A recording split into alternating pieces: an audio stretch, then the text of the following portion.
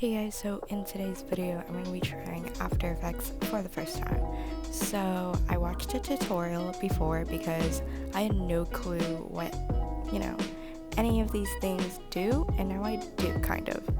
So first I need to create a composition, and I already changed the dimensions to an Instagram square. So I already have my pictures loaded in. All I have to do is drag it into the timeline, crop it out, and split it to where I want my clip to end, which, not gonna lie, it took me a really long time to figure out how to split my clips, and I don't really remember what keys I pressed. So this is completely different from iMovie because I've used iMovie on my laptop before, and basically what you do is you I think it's either left or right click and it'll show some options, but After Effects you have to press 2 or 3 different keys.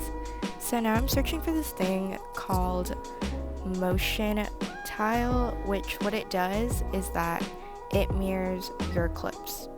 I honestly thought you would have to drag it onto your clip, but all you have to do is click on it, it's already added. So what I couldn't figure out was how you do simple transitions. Well, it turns out you click on your clip thingy, it shows up on this sidebar, and all you have to do is just carry it down to effects and transform. I can't tell you how long that took me to figure it out. So now I'm gonna click on this stopwatch looking thing, that's what it's called, and I'm going to click on this keyframe, and I'm gonna put one in the front, where I want my transition to start, and one at the end where I want it to end. And I'm doing the rotation transition.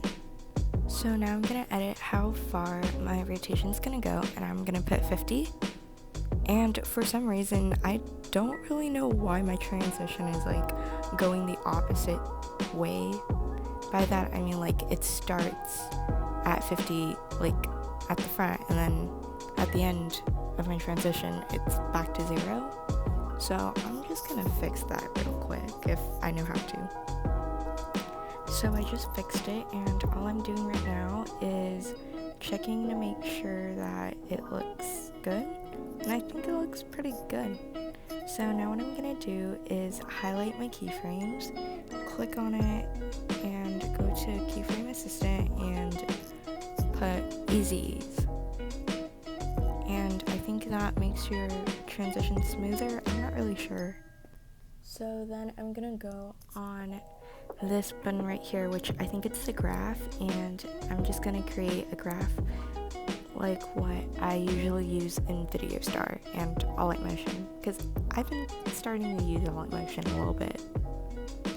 And my graph usually looks like this, so I'm trying to recreate it like that.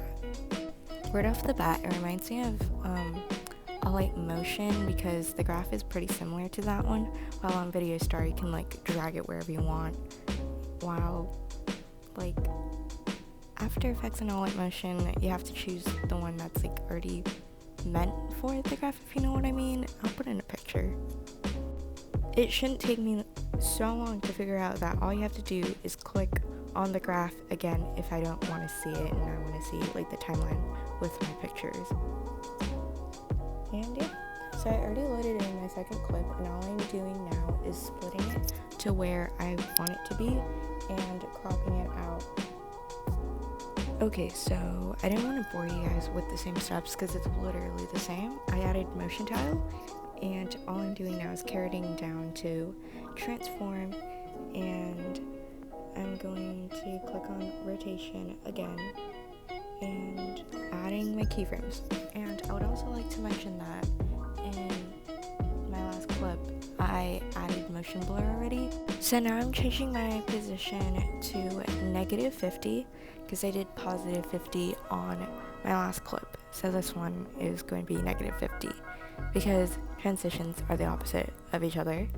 So now I'm working on the graph, and for some reason this took me a really long time to figure out how to do this graph right here. I don't know why it took me so long to figure out how to do it, but it did.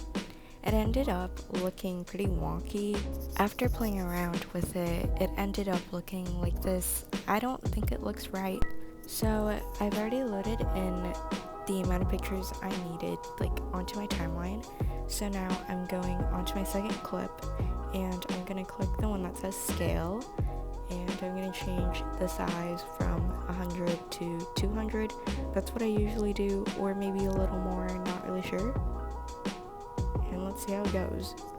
So I'm going to speed up the clips of where I made these transitions, because this video is already long enough and I don't need it to be half an hour long. So now I'm working on my select transition, except it's going to be going vertically because I don't know how to get it to go horizontally yet. So what I'm doing right now is I clicked on this thing called position, and what I'm doing is I'm adding keyframes and changing the Y and X axis, or mainly just the Y axis. Oh, and by the way, so if you're wondering about the graphs, they're all the same. They're all the little curve looking graphs, nothing different. So that's why I cut those parts out, because it's the same graph. I mean, nothing interesting, nothing new. It's not like I'm doing a shape transition. But anyways, instead of dragging my clip from where the position already is and down, it's going to be going from the bottom to the top.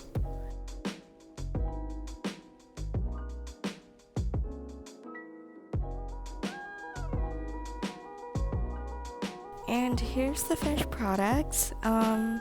It's really choppy, and I'm really sorry to all you After Effects editors. All of you are really talented. This is just really confusing to me.